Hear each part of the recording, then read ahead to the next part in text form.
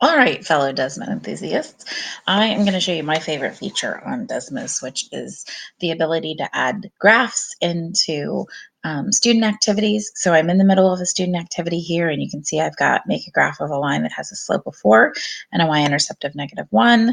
I really like the fact that, as my kids are typing here, they can kind of play with it a little bit and see what's going to happen. Um, and get that real-time feedback about what happens as they change different parts of their equation. Um, then what I really, really like is if I am going to add a new screen where maybe I want them to keep working with the previous graph, and maybe I want them to see what happens when they change the y-intercept. When I go to add a graph this time, if I click right here, I can put copy previous.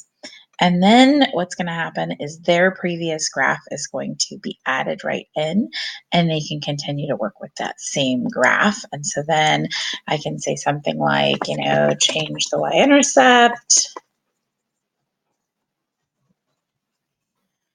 And then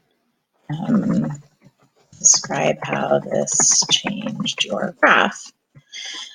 I give them a place to answer, but I just love the fact that they can continue to work with their work and it comes with them. And I just find that having the graphs right there in it and having my kids be able to see the changes in real time makes such a huge difference in their ability to understand and see how equations and graphs and tables all relate to each other, because it just happens in real time. So I hope this was helpful. Thanks.